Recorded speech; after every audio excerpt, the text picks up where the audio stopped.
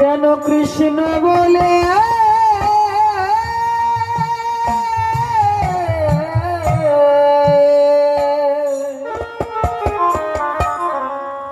কাঁদিতে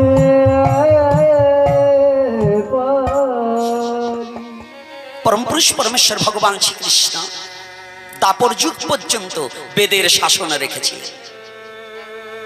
কোন যুগ পর্যন্ত? সত্য থেকে দাপর পর্যন্ত বেদের শাসনে শাসিত ছিল।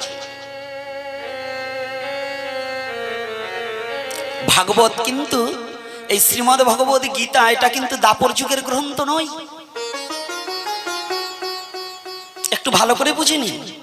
যদি কেউ বলে এটা দাপর যুগে ভগবান কৃষ্ণ কুরুক্ষেত্রের মাঠে দান করেছে, এটা তার এই গীতাটা বুঝার ভুল হয়েছে। গীতায় কিন্তু আগেই ভগবান বলে দিয়েছে, বহুবার জন্মিয়াছি তুমি আর আমি, তুমি পার্থ ভুলে গেছো, জ্ঞাত আছি আমি। অর্থাৎ তুমি জীব, আমি ঈশ্বর। আমি সব মনে করতে পারি, তোমার একটু পরেই কিছু মনে থাকবে না, তাই তুমি জীব। আর আমি সতত মনে রাখতে পারি, বিধায় আমি ঈশ্বর। কথাটা ভালো করে বুঝে নিতে হবে। কি বলছে? বলছে, হে অর্জুন, এই গীতা জ্ঞান পূর্বে আমি সূর্যকে বলেছিলাম, সূর্যনারায়ণকে। সূর্যনারায়ণ স্বপুত্র মনুকে বলেছিলেন, মনু বলেছিলেন ইক্ষ্বাকুকে, ইক্ষ্বাকু বলেছিলেন রাজঋষিগণকে। কালক্রমে সেই যোগ নষ্ট প্রায়, আবার পুনর্বার তোমাকে আমি বলিতেছি, তুমি শ্রবণ করো। তাহলে এটা কোন যুগের কথা? গীতা পড়লে হবে না, গীতা বুঝতে হবে গো। ভাগবত পড়লে পাঠ করা, পড়া আর বুঝা আর মেনে নেওয়া কিন্তু এক নয়। এই যে আসছেন না, ভাগবত শুনলে হবে না, ভাগবত ধারণ করে নিতে হবে। দীক্ষা নেওয়া আলাদা আর দীক্ষা আশ্রিত হওয়া আলাদা। দীক্ষা নেয় কানে, আশ্রিত হয় চরণে। যে ওই চরণ স্মরণ করে দীক্ষা নিয়ে যদি ওই গুরুদেবের চরণে আশ্রিত হয়ে যায়, যে একমাত্র তোমার চরণ ভিন্ন আমার জগতে কোনো আশ্রয় নেই, তুমি আমার সর্বসর্বা, তোমার চরণে ভিন্ন জগতে মাঝে আমি আর কোথায় গিয়ে দাঁড়াবো বলো? এটা হচ্ছে আশ্রিত হওয়া। আর দীক্ষা কানে শোনা, নিলাম, কাজ করলাম করলাম, না করলাম না করলাম, এটা নয়। ভাগবত শুনতে আসলে ধারণ করতে হবে। ধর্ম কি?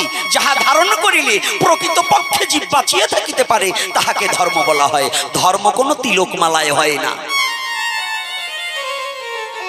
ধর্ম করতাল বাজিয়ে হরিনাম করলে ধর্ম হয় না। যাহা ধারণ করিলে প্রকৃত পক্ষে জীব বাঁচিয়ে থাকিতে পারে, তাহাকে ধর্ম বলে। ধর্ম ধারণ করতে হয়, ধর্ম কোনো গল্পের বিষয় নয়। তাই শুনি বৈষ্ণবজন, এই কৃষ্ণ কথা বলতে হলে অতীব জ্ঞান এবং অতীব গুণের প্রয়োজন। প্রথমেতে বিদ্যাজ্ঞান, দ্বিতীয়তে ভাষা জ্ঞান।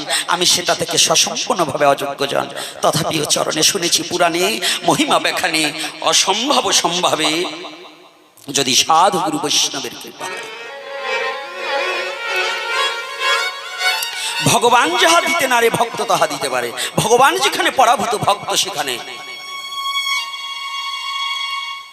ভগবান যেখানে ব্যর্থ, ভক্ত সেখানে শ্রেষ্ঠ। ভগবান ব্যর্থ, ভক্ত শ্রেষ্ঠ। এখন কেমন করি গো? এই তার্কিক লোকগুলো বলবে তোমার ভগবান পারে না আর ভক্ত পারে, এটা সম্ভব?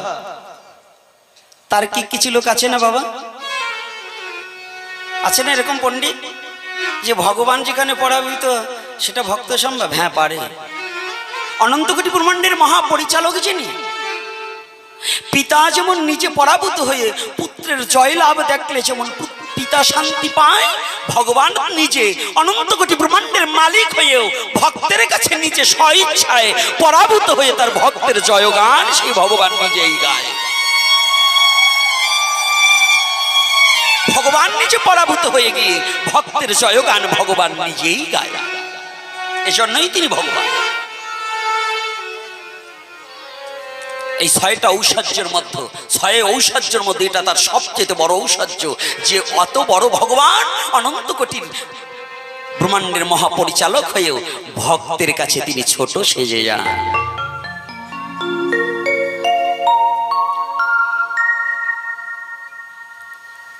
এই মহার্ষি ভগবান আজকে এই ভাগবত তত্ত্ব কথা,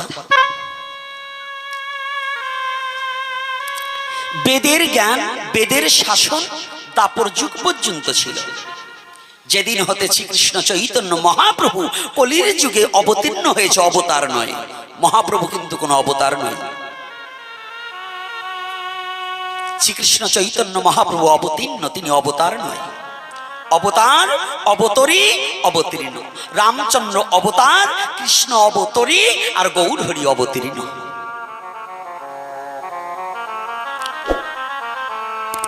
অবতার অবতরী অবতীর্ণ, কথাটা ভালো করে হৃদয়ঙ্গম করতে হবে।